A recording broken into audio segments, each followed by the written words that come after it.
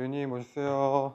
아, 예, 안녕하세요. 지금 오자마자 지금 뭐 하시는 거죠? 이거 저희 맨날 하는 거 있잖아요. 이번에 이거 하나 해야 됩니다. 네. 아파요? 따가워? 겁나 아파가지고. 그래요? 아니, 진짜로. 겁나 아파? 겁나 아파가지고. 된다. 혈당 몇 나왔어요? 좀 이따 알려드릴게요. 근데 확실히 C커트 먹으면 뭔가 이제 월드컵을 항상 새벽마다 챙겨보면 그냥 볼 수 없기 때문에 음식 같은 거를 챙겨 먹고 보는데 혈당이 올라가서 굉장히 졸리고 뭔가 이제 좀 눈이 감기고 힘이 빠지는데 C커트를 이제 하루에 2포만 드시면 그런 부분이 완전히 개선이 된다고 볼 수가 있고, C커트가 이제 치커리 추출물이 이제 이눌린 성분이 들어가 있어서 굉장히 좀 혈당을 잘 막아주기 때문에. 치커리 이 성분을 다 섭취하려면 한 박스는 먹어야 된대요. 근데 이거는 하루에. 하루 2포만 섭취하시면 되니까 지금 벌써 그래서 3,500만 포가 벌써 넘게 팔렸다 그럽니다. 대단한데요? 역시 C커트? 이게 2주 전에 월드컵 시작하기 전에 공복 혈당이고 이게 아까 방금 전에 오늘 잰 거예요. 그러니까 수치상으로 어쨌든 혈당을 쟀을 때 굉장히 좀 체감이 되기 때문에 도움이 분명히 된다. 실제로 탄수화물 많이 드시잖아요. 저 좋아하죠. 중계 전후로 때려 넣으시던데. 네네.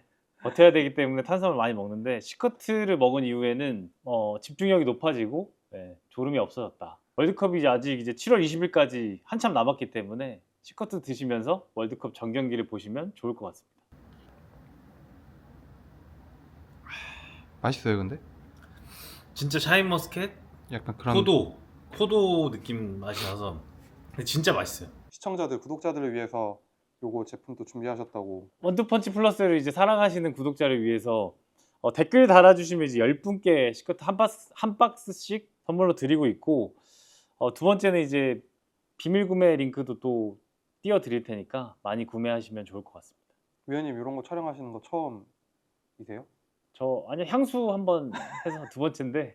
저희는 오늘 저희가 이제 아무래도 장희용님 코치님과 계속 전술 이야기를 하고 있었는데, 이번 이제 북중미 월드컵에서 우리 대표팀이 이제 전술로 보여줬던 것들도 있고 또 다른 나라들도 있잖아요. 그리고 이제 이게 월드컵에서 또 트렌드라는 것도 있고 여러 가지를 좀 고려해 봤을 때 우리의 위치 또 영훈이 형의 의견을 좀 들어보는 시간을 일단 가져보겠습니다. 근데 전체적으로 이제 크게 보면은 좀 전술적으로 뭔가 이야기할 것들이 꽤 많은 대회라고 할 수 있을까요?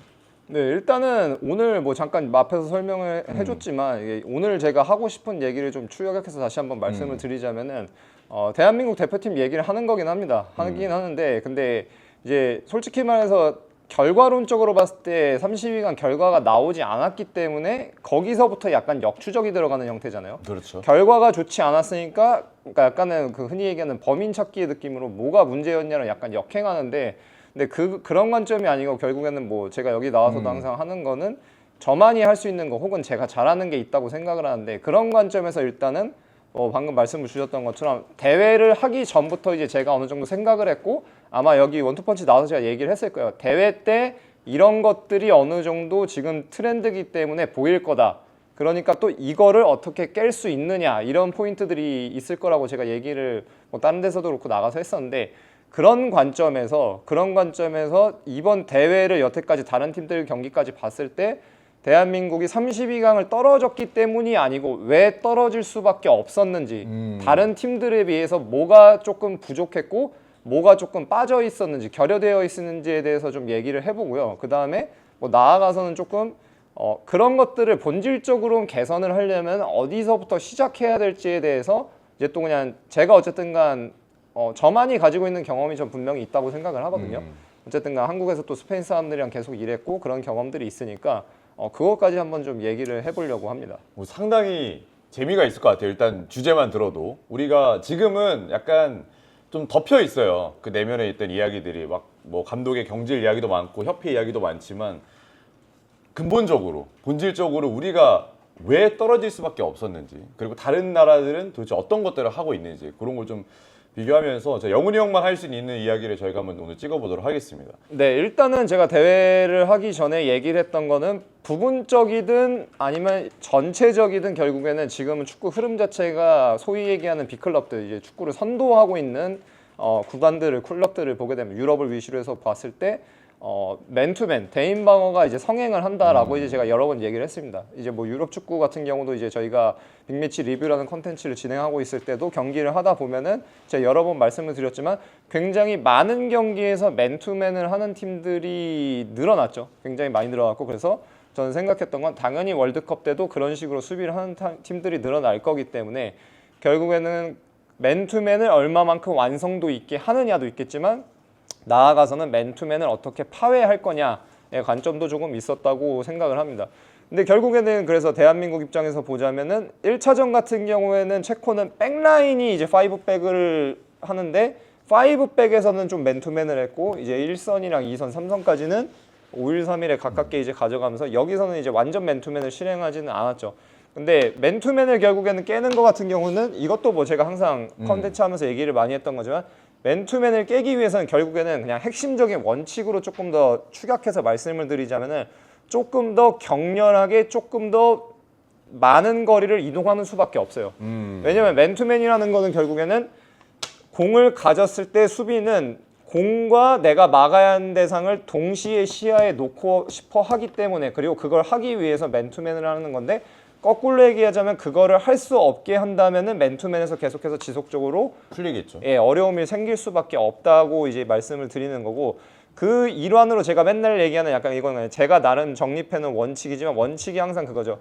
왼쪽에 있는 선수가 공이 오른쪽에 있을 때 왼쪽에 있는 유닛이 오른쪽으로 넘어가게 되면은 공과 관여한다는 입장에서 봤을 때 예를 들어서 공이 여기 있다고 가정을 하면은 그냥 단적으로 봤을 때 맨투맨을 하면 막으로 올 텐데 여기서 이제 맨투맨을 하게 되면은 왼쪽 유닛이 오른쪽으로 넘어가 버리게 되면은 맨투맨을 하는 선수가 기본적으로 계속해서 뒤에 따라갈 수밖에 없어요. 그러니까 결과적으로는 결국엔 뭐예요? 공과 내가 마크해야 되는 대상을 동시에 시야에 놓을 수가 없게 되는 없죠. 그래서 이게 대원칙 중에 하나라고 볼 수가 있고 그 다음에 또 이제 제가 얘기했던 거는 항상 제가 대표적인 예로 드는 해리케인을 예로 들어서 전방에서 같은 경우에 그래서 특히 골키퍼가 공을 가졌을 때를 감안을 한다면은 맨투맨을 한다는 거는 골키퍼 빼고는 앞을 보는 선수가 없다는 걸 의미합니다. 근데 이때 종적으로 봤을 때 높이 관점에서 봤을 때 높이 변화를 크게 주면 첫 번째는 그러니까 전방에 있는 선수가 큰 폭으로 밑으로 내려오게 되면은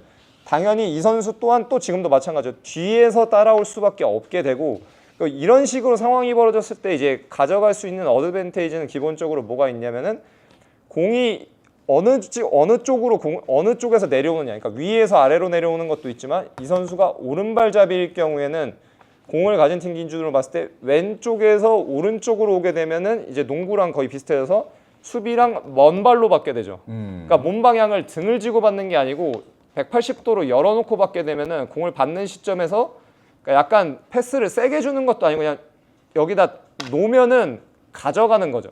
약간 농구 같네요. 네. 가져가게 되면은 당연히 먼 발로 공을 받게 되니까 어쨌든 간 여기서 지금 그냥 딱 이 상황만 놓고 볼게요. 내려와서 이렇게 공을 여기다가 두면은 가져갔을 때 드리블을 여기서 공을 가져가는 액션을 취하게 되면 결국엔 순간적으로 어떻게 돼요? 한 명한테 두 명이 고정이 되게 되고 그럼 여기서 순간적으로 맨투맨에서 벗어나서 프리맨이 발생할 수가 있죠. 이렇게 되면은 보시는 것처럼 하나가 끌려 나왔기 때문에 결국에는 백라인에서 뒷공간이 있고 한 명만 앞을 보고 시간적 공간적 여유를 확보해도 가장 위협적인 공간인 상대 백라인의 뒷공간을 공략을 할 수가 있게 됩니다. 근데 결국에는 이 말인즉슨 거꾸로 얘기하자면은 밑에 있는 선수가 위에 있는 선수가 밑으로 떨어지는 것도 있지만 공이 어느 정도 전개된 시점에서는 거꾸로 얘기하자면은 한 라인 밑에 있는 선수가 위로 올라갈 경우에도 이는 마찬가지에 해당이 되죠. 이거는 우리가 한번 봤던 것 같은데, 그렇죠? 체코전 같은 경우 그래서 제가 경기 리뷰할 때도 말씀을 드렸지만 결국엔 계속해서 나왔던 상황이 뭐였냐면은 여기서 백라인에서 맨투맨을 가깝게 수비를 했기 때문에 이제 득점 장면 같은 경우 황희범 골도 보게 되면 손흥민 선수가 있고 막혀져 있고 그리고 윙백 같은 경우도 맨투맨이었기 때문에 보통은 하나가 눈앞을 막으면은 나머지는 등 뒤를 좁히거든요. 보통은 그렇죠. 이 공간에 결국에는 상대가 들어올 수가 있기 때문에 이 공간에 이제 보통은 뭐 삼각형으로 좁히라고 해서 이 공간을 커버를 하게 되는데 체코는 실점 장면도 그렇고 여러 차례 좌우 할 것 없이 보게 되면은 윙백도 맨투맨을 하고 있으니까 여기서 벌어져 있어요. 여기 완전히 붙어 있는 건 아니더라도 이쪽을 계속해서 의식하고 있다 보니까 여기가 벌어지고 결국에는 골이 들어갈 때도 보게 되면은 황인범이라는 선수가 한 라인 밑에서 아까는 그러니까 케인의 경우는 위에서 밑으로 오는 거였다면은 황인범 선수는 밑에서 위로 감으로써 이제 결국에는 프리맨이 되고 여기서 이제 피니싱까지 갈 수 있는 상황. 그리고 이게 왼쪽 측면만 나온 게 아니고 전반전에는 보면 이제 오른쪽 측면에서 좀 더 주로 나오고 이제 이런 상황들이 보였었죠.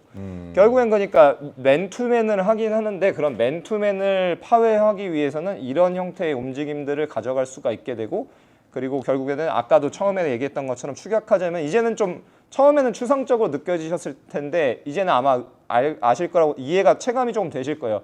좀 더 격렬하게 조금 더 많은 거리를 이동해야 된다는 게 이제 무슨 말인지 예, 아마 이해가 되셨을 거라고 생각을 합니다. 그러니까 이게 지금 그냥 단순히 저희가 요걸로 전술판으로 설명만 해도 거리가 상당한데 네. 많은 거리 그리고 많은 활동량을 좀 가져가야 된다. 요런 게 좀 키포인트가 된다. 이렇게 좀 정리를 할 수가 있겠네요. 결국에는 근데 이게 일률적으로 이렇게 내려오고 그냥 빠지고 이게 아니고 중간에 이제 계속해서 이 스프린트하는 모먼들이 생기죠. 확 왔다가 끌어놨다가 넘어가고 넘어가는 척했다가 뒤로 끌려 나오면 다시 나오고 이런 식으로 순간적으로 그러니까 스페인어는 이제 데스마르케라고 해서 엄마크죠. 엄마크. 마크에서부터 벗어나려고 하는 움직임이 경기 내내 이제 계속해서 이 템포 변화가 리듬 변화가 있으면서 이걸 벗어나려고 해야 되는데 그러다 보니까 이제 격렬하고 더 큰 폭으로 움직여야 된다라는 얘기가 될 것 같아요. 근데 이제 이거를 근데 그러면은 이제 대한민국 대표팀 입장에서 가져와서 보자면은 체코전 같은 경우는 확실히 그게 좀 보였습니다. 잘 됐다고 예, 볼 수 예. 있죠. 그리고 실제로 저희가 득점까지 기록을 했고요.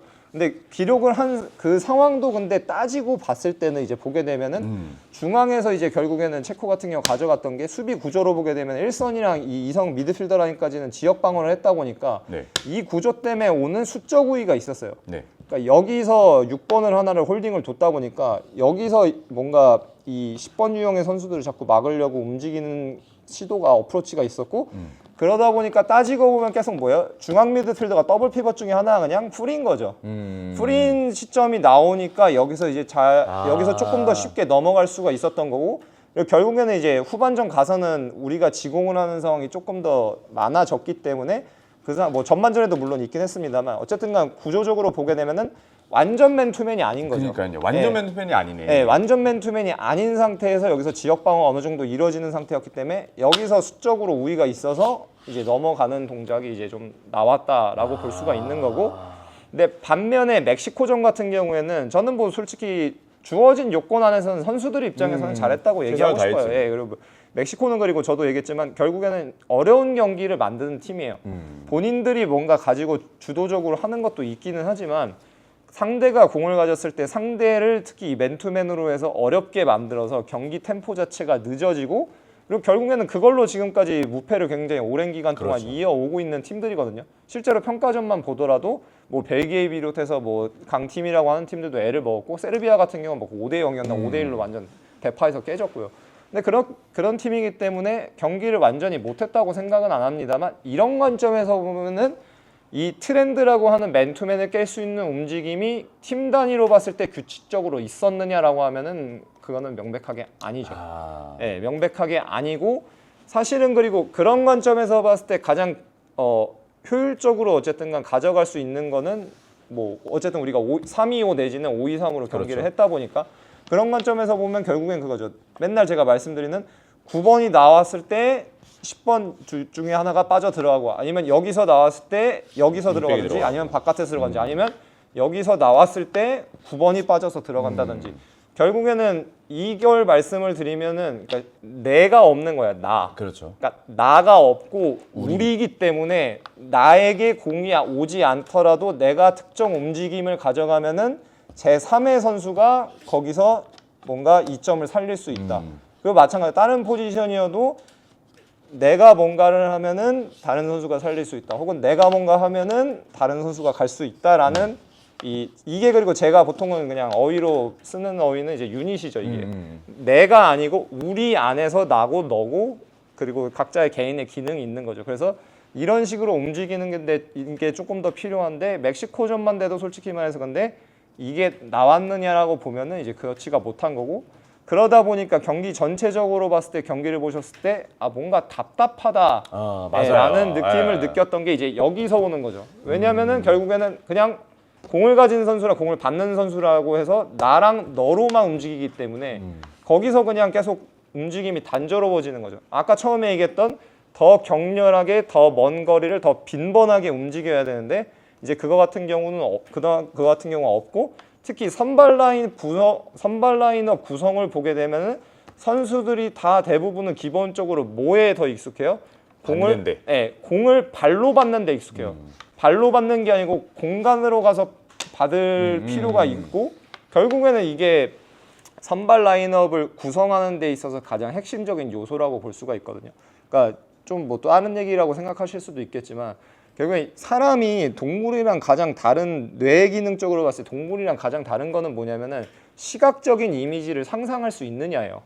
특히 저는 솔직히 느꼈을 때 뭐냐면 그러니까 뭐 그러잖아요. 뭐 성형외과 의사도 들어보니까 그러더라고요. 성형외과 의사도 그 미적 감각이 있어야 된다. 그래야 좀 결과물이 더 뭔가 이게 상상을 하고 이렇게 해보잖아요. 내가 이렇게 수술을 이렇게 했을 때 이 사람 얼굴이 이런 이미지를 가질 수 있겠다라는 그 시각적 이미지를 상상하는 게 중요하다고 얘기를 하는데 저는 축구도 똑같다고 생각을 합니다. 축구도 똑같다고 생각을 해서 선수의 캐릭터, 이 선수를 각자 보는 눈이 다를 수도 있어요. 물론 왜냐하면 예를 들어서 뭐 필립 람은 전형적인 라인 오른에 있는 풀백이었는데 과르디올라 만나면서 미드필더로서 기능을 한 것처럼 각자 보는 눈은 다를 수 있겠지만 어쨌든간 감독이 선수의 유형이라는 거를 파악하고 본인만의 기준을 가졌을 때 이 선수들을 라인업에 이렇게 배치를 하게 되면 아까 제가 말씀드린 공격에서는 유닛이라는 기준으로 봤을 때 이러한 상황을 우리가 만들어냄으로써 뭔가 이점을 취할 수 있겠다라는 시각적 이미지를 상상하는 게 굉장히 중요한데 제가 느꼈을 때는 사실 라인업 부분에서는 그게 느껴지지가 않았고 그거를 그냥 포지션으로 가져왔을 때 이제 보면 가장 단적으로 드러나는 거는 좌우 윙백이 다 뭐예요? 포백의 보통은 통상적인 풀백이죠. 통상적인 풀백으로 나오는 거고 그리고 뭐 이거는 저희가 리뷰할 때도 그렇고 그 전에도 말씀드렸습니다만 9번 뭐 이강인현 선수는 뭐 오케이 언터처블이라니까 한 자리 놓는다 치면은 여기에 이재성 선수가 이제 나올 수도 있긴 한데 어쨌든 그런 관점에서 보면 완전히 조금 다른 옵션이 들어갔냐라고 보거나 아니면 혹은 완전히 좀 투톱을 한다거나 그런 맨투맨을 공략할 수 있는 관점에서 어프로치가 이루어졌냐라고 보면은 아니라고 이제 느껴진다는 거죠. 그러니까 뭐 전술적인 것도 그렇지만 선수의 프로필의 구성을 봐도 뭐 누굴 넣어야 된다 이런 것보단 이 유닛 구성이나 이런 어떤 그룹으로 좀 봤을 때 그게 알맞은 구성이었느냐 이거를 지금 이제 포인트로 잡는 거잖아요. 네, 그리고 그게 안 된다고 치면 아까 저희가 체코전 얘기했던 거로 한다면 예를 들면 체코전 같은 경우가 구조적으로 여기 수적 우위가 있었으니까 빠져나간 거라고 말씀을 드렸습니다만 예를 들어서 조금 더 변칙적으로 예를 들어서 간다면 J리그 팀들이 이렇게 많이 하거든요.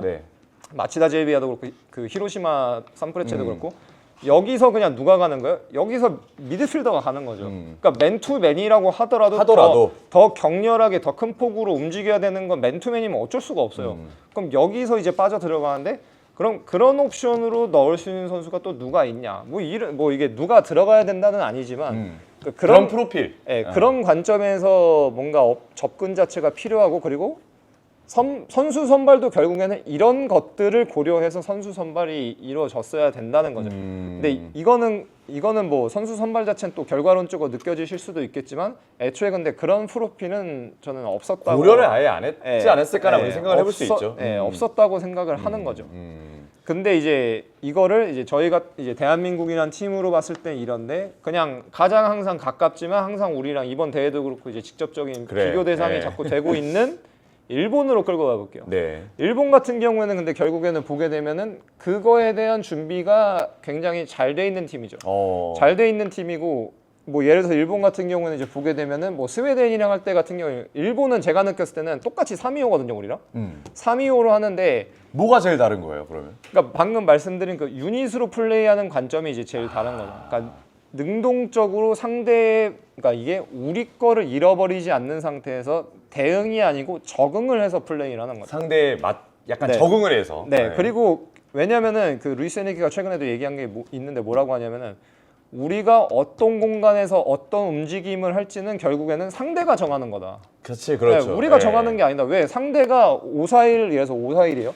5-4-1로 수비를 하면은 특정 공간이 발생한다. 그럼 그 공간을 점함으로써 생기는 공간을 우리는 이용하게 되고 혹은 그리고 그 공간에서 다른 선수와 연계되기 위해서 특정 움직임을 가져간다라고 얘기를 해요. 루이스 엔리케는 공간을 그렇게 정의를 최근에 3월 달인가 했거든요. 이 얘기를. 왜냐면 가르디올라가 예전에 얘기했던 게 막을 수 없는 공간이 있다라고 얘기를 했는데 그 막을 수 없는 공간이란 게 뭔지에 대해서 루이스 엔리케는 이렇게 본인의 생각을 네, 얘기한 조금 더 거고. 구체적으로 축구적으로 정의를 해줬어요. 전술적으로 정의를 한 거죠. 근데 그런 관점에서 봤을 때 일본 같은 경우에 예를 들어서 스웨덴전에 뭐가 있냐면은, 그러니까 일본은 쉽게 얘기하자면은 3-2-5로 하는데 가져갈 수 있는 시스템 안에서의 변주는 제가 느꼈을 때 다 가져가는 느낌이에요. 그러니까 한국은 아까도 얘기했던 그냥 3-2-5 내지는 3-2-4-1 서 있으면 그냥 3-2-4-1 서 있는 거예요. 근데 일본 같은 경우에 예를 들어서 보면 후반 같은 경우에서 원톱이다. 원톱이면 이것도 형태도 다양하죠. 여기 그렇죠. 같은 경우에 그냥 양쪽 풀백을 다 벌려버리고 미드필더가 떨어져가지고 둘 중에 하나가 떨어져서 상대한테 원톱에서 2대1을 걸고 여기서 만약에 원톱이 걸려서 2대1 수적 우위가 나서 한쪽을 막았다가 전개가 나오면? 되면은 여기서 좁히면 어떻게 돼요? 사이드로 주고. 이 포켓 때문에 좁히게 되면은 여기서 이제 사이드로 줘버리게 되고 만약에 여기서 맨투맨이 이제 이루어졌을 때 보게 되면 9번이 여기 있다고 치고 9번을 맞게 되면 이게 벌어질 때가 있으면 여기서 일본 같은 경우에 물론 조금 이제 더 물러난 상황이긴 합니다만 이 상황까지 오게 되면은 여기서 일본은 어떻게 해요? 스토퍼가 점프해버려. 일로 빠져요. 일로 뒷공간으로 디번 마크에서 빠지고 이거까지 봤거든요. 그러니까 이거 자체가 보게 되면 근데 이게 규칙적으로 자꾸 나와요. 반복적으로 지속적으로 나오고 그리고 이 얘기도 제가 몇 번 했습니다만 그러니까 월드컵으로 보니까 일본 대표팀이라고 얘기를 하지만은 저는 이게 일본 대표팀의 것만이라고는 생각 안 해요. 그냥 축구 자체? 일본 축구인 거예요. 왜냐면은 아까도 제가 뭐 마치다 제이비하고 히로시마 얘기도 했습니다만 결국에는 일본이 해외파가 많은 거랑 별개로 제가 느낀 거는 작년도 아시아 챔피언스리그 하면서 세 팀 상대했죠. 빗셀고베, 마치다 제이비야, 그다음에 히로시마. 근데 이 세 팀과의 경기를 준비하기 위해서 제가 각 경기마다 한 팀당 한 4경기 정도씩 봤어요.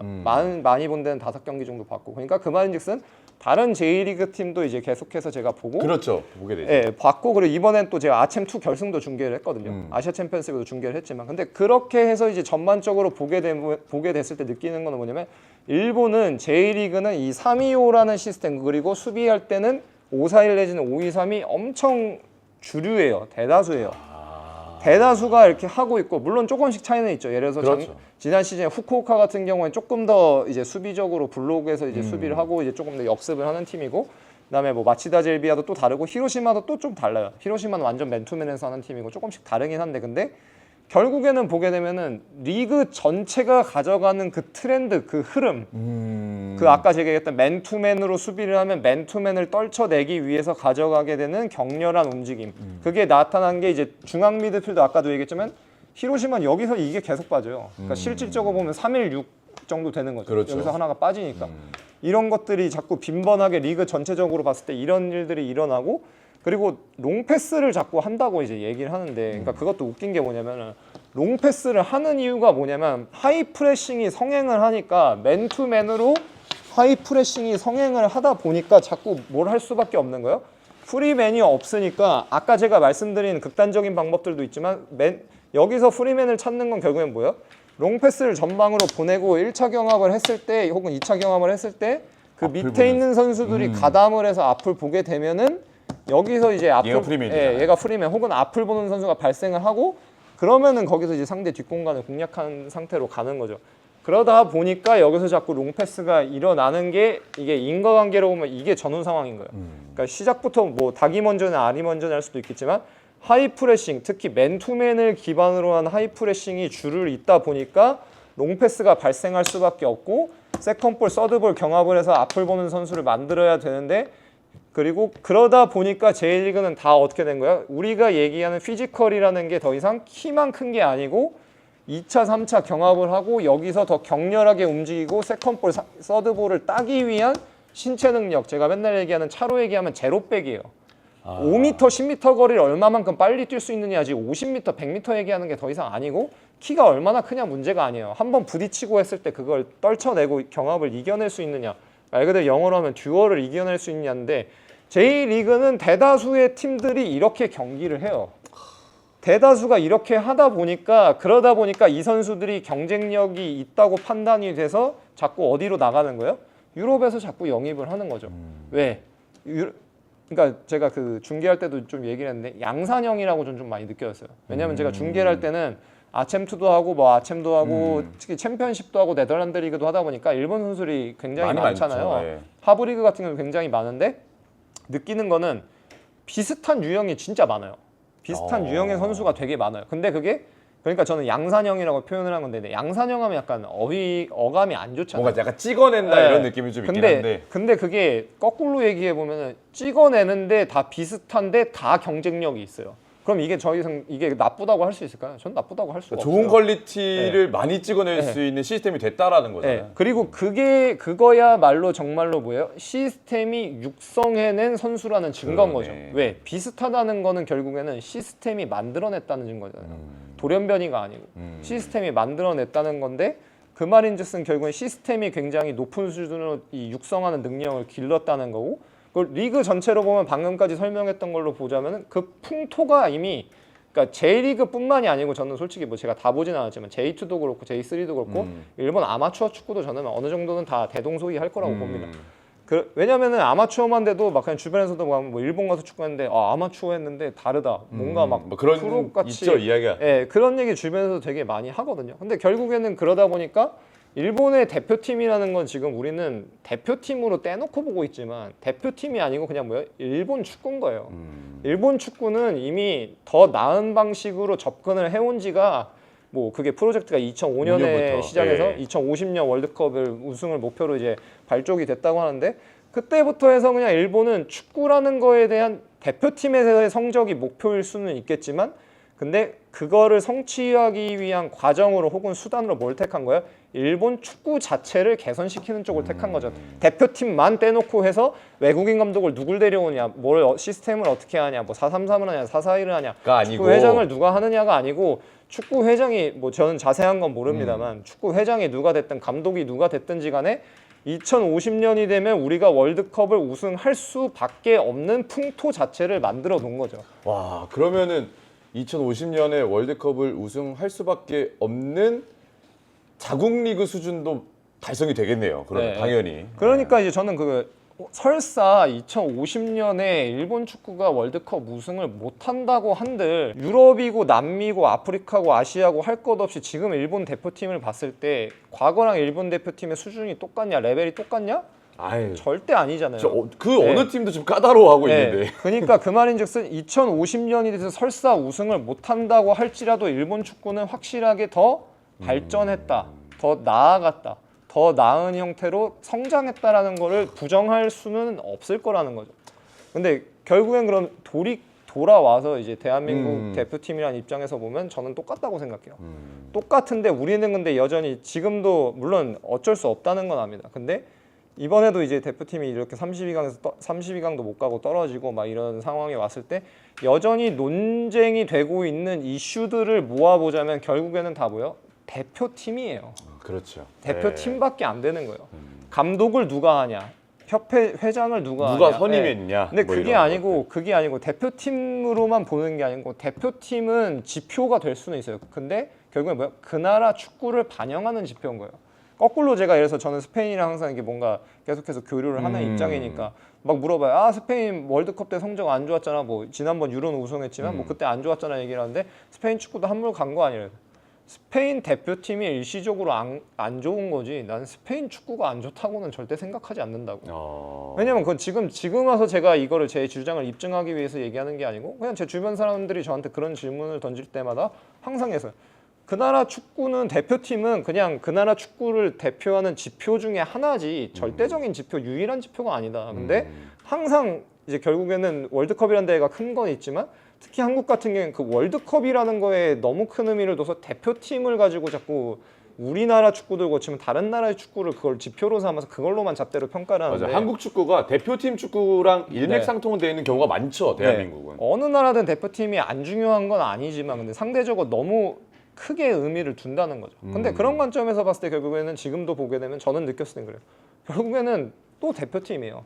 그냥 당연히 그걸 얘기를 할 수밖에 없고 그러니까 그게 문제인 건 맞죠. 예, 네, 하지 문제는 말아야 맞지만, 된다는 건 아니지만 본질적인 거는 거기 있다는 게 아닌 거죠. 여기서 쭉 볼게요. 예를 들어서 감독과 2002년 이후로 보게 되면 외국인 감독, 한국인 감독, 외국인 감독, 한국인 감독, 계속 외국인 그러고 감독, 있죠. 한국인 감독 계속 그러고 있고 그때마다 고저 하고 있는데 그러니까 왜 그럴 수밖에 없고 그리고 결국에는 왜 더 한 칸 더 나아가지 못하느냐로 이제 얘기를 해봐야 되는 시점이 저는 딱 좀 지금. 도래하지 않았나 싶습니다. 왜냐하면은 저는 이번에도 느끼는 게 저는 축구계에도 있지만 지금 방송도 이제 하고 있잖아요. 그렇죠. 그러니까 느끼는 게 뭐냐면은 이제는 뒤가 없어요. 이제는 더 뒤가 없어요.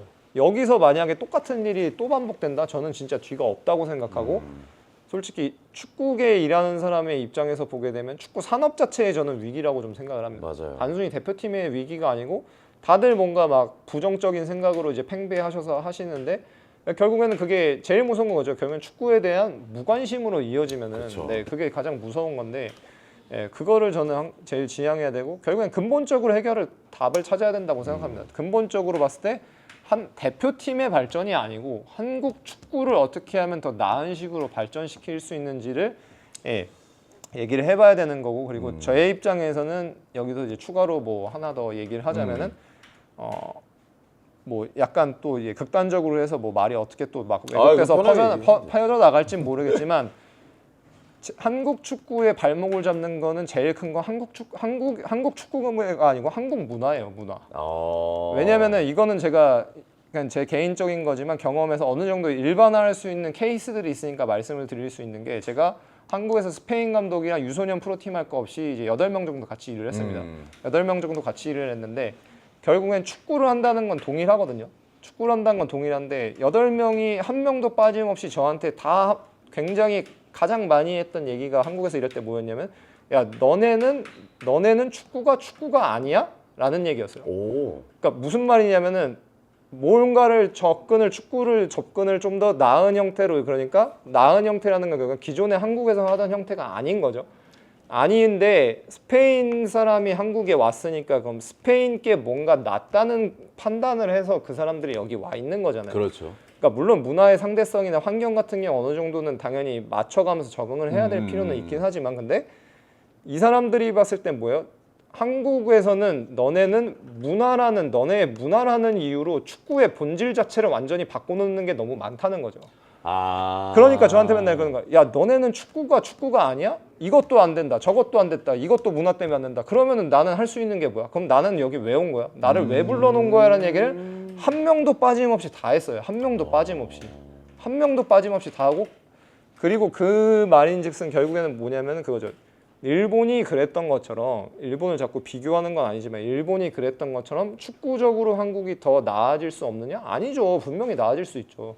하나의 분야, 하나의 기술적인 영역으로 봤을 때 당연히 더 나아질 수가 있는데 그거를 그걸 하지 못하게 하는 혹은 그것에 성장할 수 있는 속도를 현저하게 낮추고 있는 게 자꾸 뒤에서 붙잡고 있는 게 뭐냐면 한국 문화라는 거죠, 문화.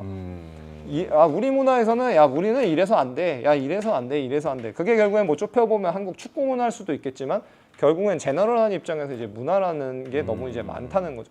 왜냐하면 그 사람들이 저한테 그런 얘기를 할 필요가 없고 저는 누구보다 느낀 거 왜냐 한국인인데 스페인에서 코치로 어쨌든가 라이센스 따고 그쪽 관점에서 일을 시작했고 그 이후에도 스페인 사람이랑 한국에서 일을 한 시간이 굉장히 길다 보니까 양쪽 다 입장을 알잖아요. 아는데 근데 결국에는 이 사람들이 하는 얘기가 맞아요. 왜냐하면 저도 누구보다 위화감을 느끼거든요. 그전에는 저도 못 느꼈는데 최근 10년, 12년 제가 2015년에 한국에 다시 들어와서 이제 일을 시작을 했으니까 연차로 하면 12년 차인데 그거에 대해서 누구보다 어떻게 보면 그치. 공감을 하는 사람이 되는 거고 그리고 그 사람들이 온전하게 언어적으로 대화가 통하는 사람이 저밖에 없는 경우가 대다수였기 때문에 거기서 그거에 대해서 누구보다 공감을 할 수밖에 없어요.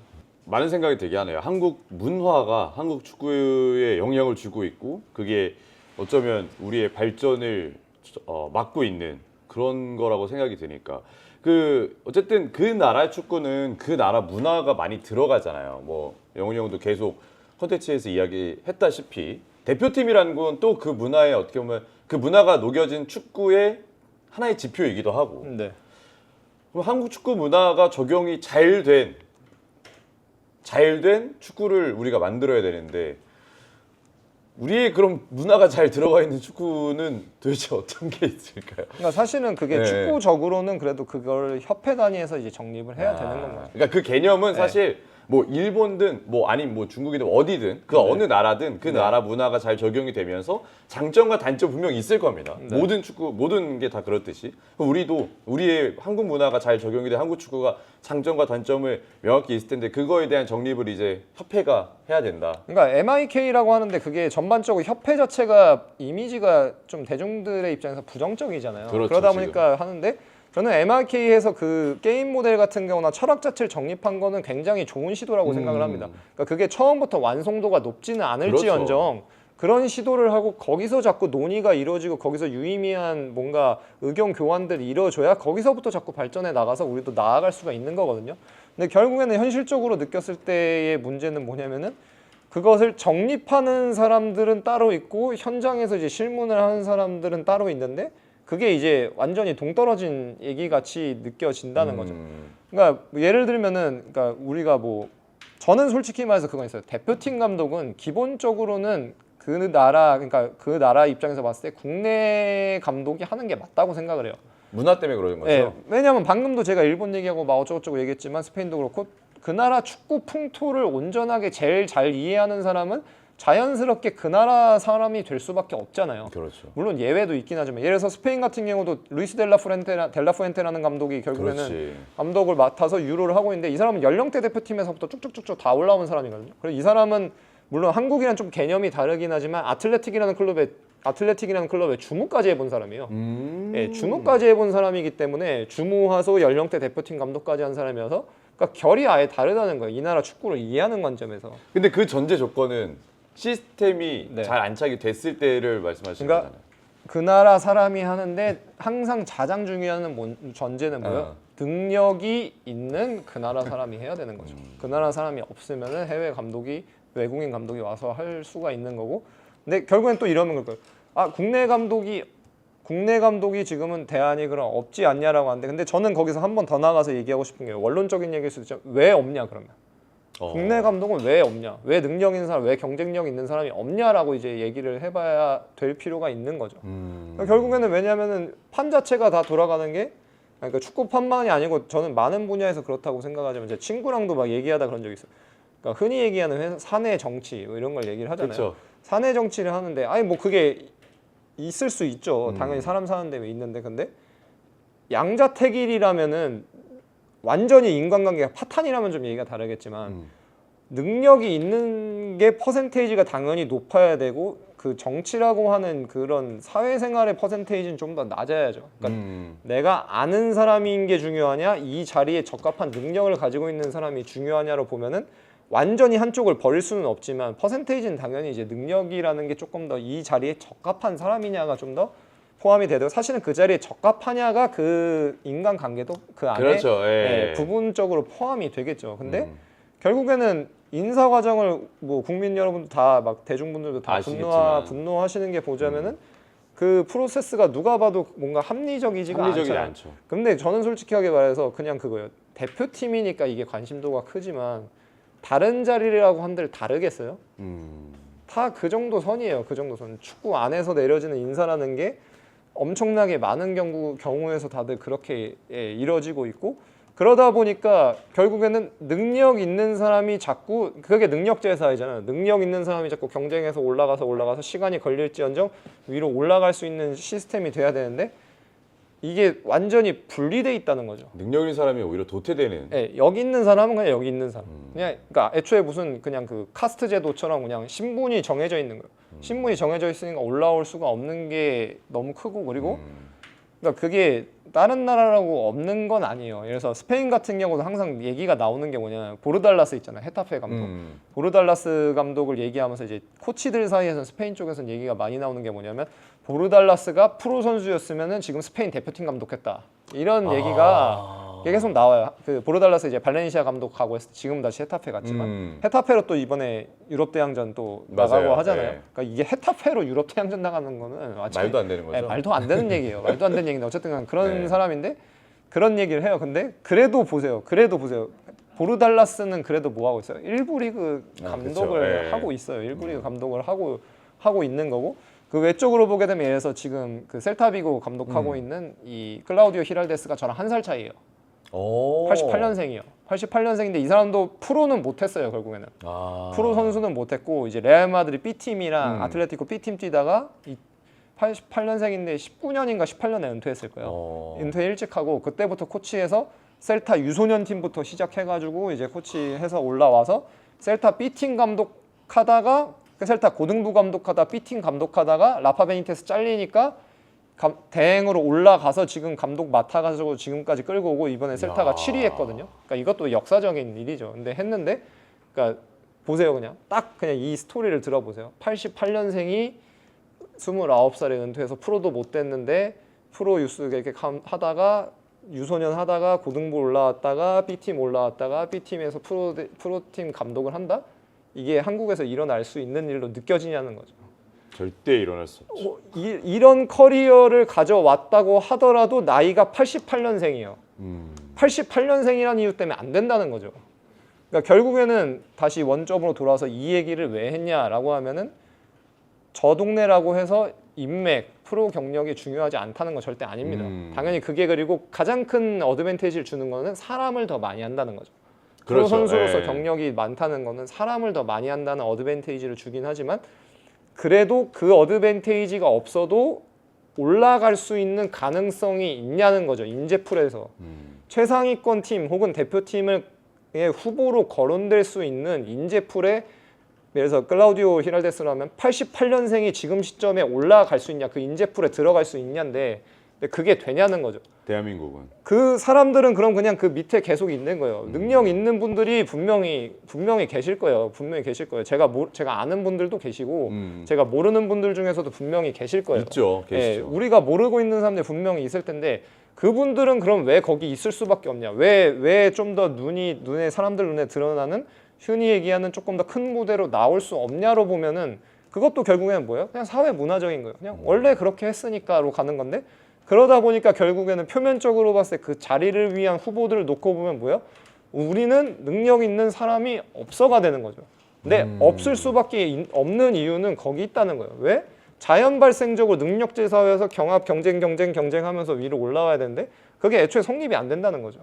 그 제가 대표적으로 생각이 나는 게 그 영훈 형이 저한테 했던 얘기인데 그 외국인 코치가 한국에 진짜 핫한 감독이 있다 하면서 그 이정효 감독 이야기했을 때 이정효 감독 나이가 되게 화제가 됐잖아요. 아, 예. 예. 젊은 감독이다라고 얘기가 돼가지고 해외에서 예를 들어서 보러 온 거예요. 아 젊은 감독이라서 몇 살이냐 그랬는데 이제 이정효 감독이 나이가 몇 년생이죠? 55세인가? 50대로 제가 알고 있어요. 뭐 75년생? 75년생인가? 뭐 아무튼 그렇잖아요. 네. 그러니까 얘기를 했더니 그러니까 이쪽에서 이런 거. 젊다 그래서 30대인 줄 알았다고. 그러니까 이게 지금 우리나라 현실이야. 아예 개념이 아예 다른 거예요. 아예. 그러니까 이게 나이가 문제가 아니고 뭐예요? 필요한 경험을 쌓아가면서 올라온 사람이냐로 보게 되면 근데 그런 사람이 젊을 수도 있는 거죠. 그런 사람이 나이가 많을 수도 있는 거고. 근데 그런 사람이 있다고 하더라도 젊기 때문에 감독을 할 수는 없다는 거죠. 제 말은. 근데 그 말인즉슨 뭐예요? 그러면은 그런 무대에서의 경험이 없으니까 또 더 큰 데는 못 올라. 왜? 그러면 결국엔 또 이유가 빌미가 되는 게 뭔지 아세요? 아, 이 사람은 경험이 없다라 그래요. 이 사람은 경험이 없어. 뭐 대표팀 경험도 없고. 네, 경험이 없어서 못 봐. 근데 그렇게 되면 똑같아요. 클라우디오 히랄데스 88년생에다가 프로팀 감독 한 적 없어요. 셀타는 그러면 바보여서 그 사람을 프로팀 감독으로 쓴 거예요? 아니라는 거죠. 뽑는 사람이 눈을 보는 눈이 있어서 이 사람이 경력이 없을지언정 거꾸로 보면 뭐예요? 제일 로또인 거죠. 이 사람이 내가 아직 아무도 이 사람의 능력을 판단하지 못했는데 우리와 함께한 시간 혹은 내가 관찰한 시간으로 봤을 때 이 사람은 지금 긁지 않은 복권이다. 이 사람을 지금 우리가 데려와서 쓰면은 우리도 최고점을 찍을 수도 있고 그리고 이 사람도 최고점을 찍을 수도 있다. 라는 판단 결정권자의 보는 눈이 있어서 그런 사람을 찾아내려고 해야 되는데 그런 사람을 찾아내려고 하지도 않을 뿐더러 그런 사람 자체가 올라올 수 있는 가능성도 애초에 없다는 거죠. 그러니까 지도자들 입장에서 봤을 때 어쨌든 이번 사태가 저는 좀 많은 의미를 좀 준다고 생각합니다. 예, 어쨌든 뭐 홍명보라는 사람이 주는 의미도 사실 대한민국에 좀 컸잖아요, 그동안은. 아 그죠. 뭐 예. 하다못해 뭐 그냥 가장 대표적인 걸로 그냥 모두가 알 수 있는 걸로 애국가에 그렇죠. 나오는 예. 분이잖아요. 애국가 나오는 사람이고 뭐 어쨌든 국내 지도자를 뭐 대표하는 사람 중에 한 명이었고 그 전에는 또 선수로서도 그렇고 근데 이제 이 사람의 어떤 마지막이 저는 국내 지도자들에게 주는 영향이 크다라는 현실도 저는 정말 불편하고 예. 사실 이 사람이 이 감독이 이렇게 안 좋은 말로가 되더라도 국내 지도자들에 대한 평가는 저는 사실 달라지면 안 된다고 생각하거든요. 왜냐하면 형이 말해주신 것처럼 그 수면 밑에는 정말 열심히 하고 네. 능력을 위주로 준비를 하는 사람들이 굉장히 많기 때문에 네. 단 이 사람 자체가 문제였던 거지 이 국내 지도자가 문제는 아니거든요. 근데 우리가 자꾸 보여지는 그 수면 위에 있는 국내 지도자들의 대표적인 어떤 인물들이 계속 우리에게는 신뢰를 주지 못하고 있는 현재 상황들이니까 이런 것들이 너무 안타까운 것 같습니다. 그러니까 이게 결국에는 기회가 주어져야 되고 그냥 저는 항상 얘기하고 싶은 거니까 누구에게나 처음은 있거든요. 과르디올라라고 처음부터 프로팀 감독이었어요. 바르사 B팀 그쵸. B팀 감독했고 뭐 여러 번 제가 방송에서도 얘기했지만 저는 샤비 알론소라는 사람을 굉장히 리스펙트하는 게 뭐냐. 샤비 알론소는 레알 마드리드 구단이긴 했어도 인판틸부터 감독을 시작했어요. 한국으로 치면 중학교 1학년을 감독을 맡아서 했거든요. 근데 샤비 알론소가 기회가 없어서 자기 이름값으로 들이밀면은 프로팀 감독을 못해서 중학교 1학년부터 시작했을까요? 절대 아니죠. 그러니까 했을 때 분명히 내가 프로팀에 갔을 때는 그러니까 프로팀은 쉽게 얘기하면 대표팀도 마찬가지지만 시행착오를 겪을 수 있는 그 마진이 없잖아요. 여유가 없어요. 시행착오를 겪을 수 있는 물론 그럼에도 불구하고 시행착오를 겪지만 근데 그렇기 때문에 유소년들을 하면서 그리고 유소년은 어떻게 보면 좀 더 변수가 더 커요. 그렇죠. 더 크죠. 예, 유소년이기 때문에 통제 가능하지 못하는 변수도 좀 더 크기 때문에 거기서 유의미한 경험을 그래도 가지고 그런 것들이 단연간 쌓이다 보면은 시행착오라는 게 마진 자체가 훨씬 줄어든다는 거죠. 그렇죠. 폭이 줄어들죠. 그리고 그게 아까도 제가 얘기한 뭐예요? 그게 준비된 사람이라는 거예요. 그게 준비된 사람. 그러니까 단순히 유소년을 해서가 아니고 물론 예외 경우도 있긴 합니다만 근데 그런 것들을 경험을 하다 보면은 그리고 그렇게 하다 보면 내 뭐가 생기는 거예요? 내 철학이 생겨요. 내 게임 모델이 생기고 나만의 생각이 생기다 보니까 그거를 토대로 자꾸 시행착오를 겪을 수 있을지언정 소폭으로는 그래도 그런 걸 다 겪고 올라와서 뭔가를 할 수가 있다는 거죠. 축구 감독도 축구 코치도 저는 하나의 직업이라고 생각합니다. 예. 축구라고 저는 사실 다르다고 생각하지 않아요. 예. 어떤 뭐 저희가 가지고 있는 직업들이랑 똑같은 거고요. 그다음에 뭐 저희 PD님들도 다 직업을 가지고 계시고 그 직업을 가지고 계신 분들은 그 일에 대해서 일을 잘하는 거를 우리는 이제 원하면 살잖아요. 일을 네. 잘하기 위해서 노력하고 그거에 대한 발전을 이루기 위해서 공부를 하는 삶을 사는데 준비돼 있고 그리고 차곡차곡 실력을 쌓아가는 정말 일을 잘하는 축구 지도자들이 많기 때문에 우리나라 안에도 그런 분들에게도 기회가 오는 그런 행정과 그런 축구 문화가 좀 됐으면 좋겠습니다. 네, 그래서 결국에는 근데 저는 그렇게 생각합니다. 대표팀도 그렇고 그러니까 어떻게 보면 결정권자가 이 변별력이 있어죠. 판단하는 눈이 있어야 돼요. 결정권자가. 레버쿠젠 샤비 알론소가 가기 전에 그 까로 CEO가 해가지고 이미 그 전에가 저기가 감독이었죠. 레버쿠젠 샤비 알론소 하기 전에가 세오아네가 감독이었는데 세오아네가 결국에는 선택이 됐지만 이미 1년 반, 2년 반 전에 샤비 알론소 만나서 산세바스티앙으로 자기가 시몬 롤페스랑 직접 가가지고 샤비 알론소 집 가서 저녁 먹으면서 대화를 뭐 한 3시간인가 했다 그래요. 그래서 이 사람은 행정적인 거 물어보고 시몬 롤페스는 그 스포츠 디렉터였으니까 축구적인 거 물어보고 했는데 둘이 나오면서 그랬다고 본인이 그랬어요. 둘이 나오면서 이번에는 아니지만 다음번에 우리가 감독이 필요하면은 이 사람을 무조건 하자라고 이미 그 전 감독을 정할 때 이제 했다고 얘기를 그때 했어요. 레버쿠젠 리그 우승하고 할 때. 전 인터뷰 같은 거 다 봤거든요. 했는데 그러니까 이런 게 돼야 된다는 거죠. 시간을 투자하고 노력을 들여서 우리에게 최선인 사람이 누구인지를 자꾸 판단하려고 해야 되고 그리고 그거를 판단할 수 있는 눈이 있어야 된다는 거죠. 그 말은 결국엔 뭐예요? 그것도 뭐 결국엔 똑같지만 축구를 축구로만 해서는 발전시킬 수가 없어요. 축구를 축구로만 해서는 발전시켜요. 왜냐면 보세요. 그 까로는 그냥 행정적인 인간의 그렇지. 관점에서 물어봤다고 하고 지몬 롤페스는 축구적인 데서 물어봤다고 하잖아요. 그러니까 확률적으로 보세요. 축구가 인간이 하는 활동이니까 더 나은 인간이면 더 깊이가 있는 인간이면 축구도 더 나은 방식으로 접근할 확률이 무조건 맞아요. 높을 수밖에 없어요. 근데 아직도 한국은 뭐예요? 축구는 축구는 그냥 축구로. 축구로만 얘기해요. 축구로만. 근데 그러니까 발전할 수가 없는 거죠. 아, 오늘 뭐 전수판 이야기도 했지만 사실 뭐 지금 현 사태에 대해서 네. 저희가 가지고 있는 또 개인적인 생각들, 지도자 입장에서 또 영훈이 형이 가지고 있는 또 색깔은 분명하잖아요. 스페인에서 축구를 배웠고 그다음에 그걸 또 한국 축구 문화와 이 어떻게 보면 가장 중간에 있는 인물인데 그런 입장에서 보면 확실히 괴리감이 크고 그런 부분에서 좀 나왔던 얘기들 저희가 한번 차근차근 들어봤습니다. 정말 마지막이라 생각하고 잘 기반 삼아서 우리도 일본이 우리를 좀 보면서 배울 수 있는 그런 축구 문화가 됐으면 좋겠다는 생각이 듭니다. 그래서 오늘 촬영은 저희가 여기서 마치도록 하겠고요. 저희 다음 주에 또 오도록 하겠습니다. 고생하셨습니다.